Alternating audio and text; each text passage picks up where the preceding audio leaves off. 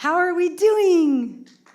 Yeah! I'm just glad you're all here still. The seats are mostly filled and you are awake. So it really is a privilege to be up here talking with you. We're going to talk about tackling single-use plastic beverage container reduction here in the city of San Diego. Our namesake for Save the Albatross Coalition is the Lace-On Albatross. And the reason is it flies around for years over the North Pacific Ocean and the Hawaiian atoll in a protected area, but it feeds from the convergence zone, which is filled with plastics, including red bottle caps, which they think are squid. And being the good parents they are, they bring that home to Midway Atoll and Lace-On Island, and they feed their baby chicks. And the baby chicks, they regurgitate into their mouths. Baby chicks, unfortunately, don't have that capacity, and they die in the hundreds of thousands with plastic in their belly. I'm telling you this because we consider them, the Lace-On Albatross, to be our canaries in the coal mine, warning us, humans on land, that never get to see this stuff. This is my hero, one of them, Charlie Moore, Captain Charlie Moore, and he discovered that garbage patch, which is really like a bunch of, it's degrading plastics of all sizes and in different stages of degradation. It's more like a mucky soup. Anyway, the point is he discovered that in the late 90s. He's been working tirelessly to educate people about that. I admire him greatly for his efforts. He's written a couple of books, and he founded Save the Albatross around spring of 2016, and that's about when I met him. And since then, we wrote a letter to Coca-Cola and Nestle and PepsiCo that were the three biggest producers of plastic bottles at the time. And we said, hey, Captain Moore came up with this idea or concept that the bottles lose the lids after we use them. We just toss them, they get into the environment, and eventually everything goes downhill into the ocean, which acts as a sink.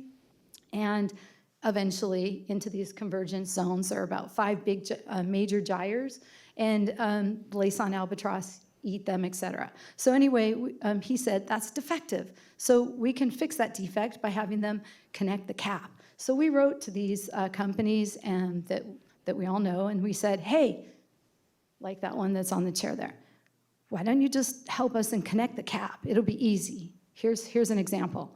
And they said, oh no, we can't do that. We're scared. No, it's gonna cost us too much money or whatever. It's the carbonation will make it explode. Well, neither of those is true.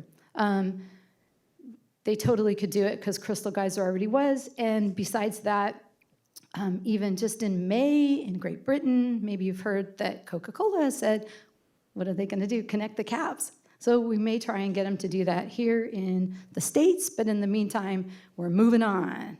We're going big, like Amy said, we're going big. And we're gonna do something similar to what they're doing in Coronado. So trying always to make a difference in the best way possible. And when I say the best way, it's really complicated because there are so many variables. There are life cycle analysis that United Nations Environmental Program has recently done, and that takes into consideration from the time that we extract the plastic, the oil, fossil fuels from the ground.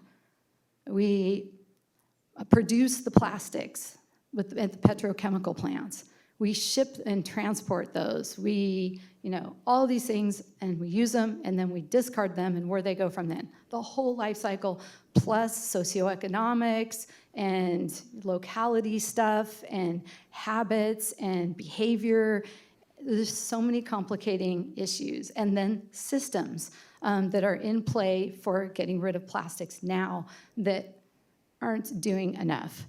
So I heard what Bob said, and I do respect, what he said about the numbers, and I appreciate what he's doing that needs to be done right now. But right now, we need to get this stuff out of our environment, out of our lives.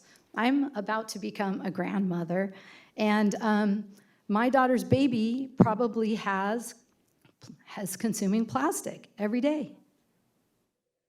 All right? So, this is a baby who hasn't seen the light of day yet. And so that's how we're starting out that baby's life. It's not fair, it's not right, it's not just. It's a huge human health problem and a huge environmental problem, huge ecosystem problem, global warming problem, et cetera. Intersections everywhere, in the margins and the fence lines. People in LA having to live feet away from derricks. People who are living next to incinerators. People in the Barrio Logan who have asthma from the diesel trucks that are taking plastic junk here and there, and also living near a petrochemical facility. And it's not fair, it's not right, it needs to change. We have to do something, but we also have to make sure we're not doing more harm than good. So we want to go big. We want to get rid of the biggest number of single-use plastic bottles and the caps together, okay? But we want to do that with implementing zero waste solutions. And that's what I was talking about when I said systems need to change, because the systems aren't set up for this. So we have some different options. We have, do we get rid of just the single-use water bottles only internally in the city, like in city offices and at permitted events and facilities? And I know they're already doing some of this, so hats off to the city for that. Do we ban single-use plastic water bottles citywide and do something exactly like what Amy was talking about and showing us, and that they have at airports in LAX and in San Francisco and many different places? You first build out the infrastructure. You put in the refill stations that are filtered, and people know they can trust those and they're good.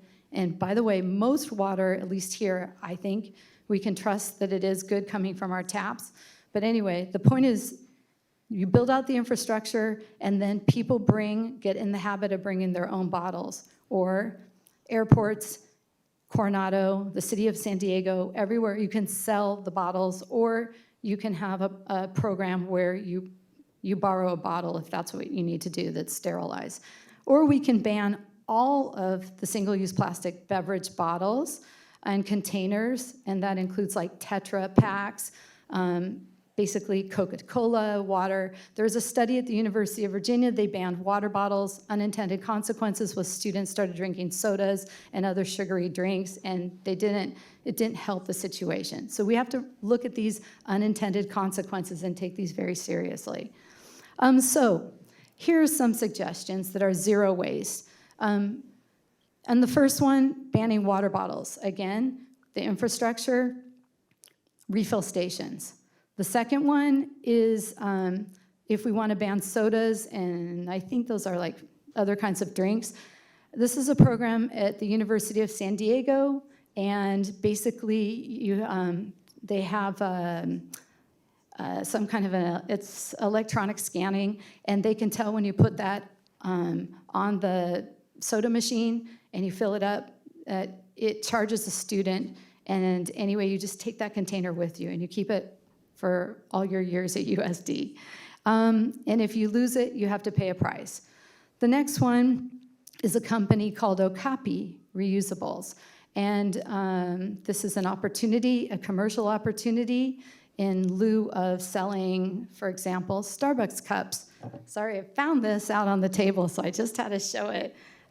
This is what Starbucks should have at Starbucks. Anybody who's drinking coffee at Starbucks should be able to drink out of a coffee mug like this. Starbucks should provide it. If you don't bring it yourself, Starbucks should provide it. There's also mug sharing. They can have, just like we did here, you have a bunch of ugly mugs, or you have nice mugs, whatever. You can take them, bring them back. Some places just, you can get these from Goodwill very cheaply, whatever. It's an option for business. And finally, like Amy was mentioning, they have a program that's working well where they supply the sticker and you get a discount. But studies do show that people do not like to pay extra. So even though they like to get the discount, they really don't like to pay extra. Okay, so go local. There are just so many good reasons to go local. We're reducing waste, zero waste, circular economy. Best available alternatives, that's the tricky one. If you just substitute one item that is not plastic for a single-use plastic item, but the next item is also single-use, you're just really trading in some consequences for other consequences. So we're focusing again on zero waste reduction and reuse and reuse and reuse, and keeping these things out of the landfill, out of the recycling, out of the incinerator for sure. And when they said bury or burn, no burying or burn. Burying is the landfill and burning is the incinerator. No matter what you call it, it's not good.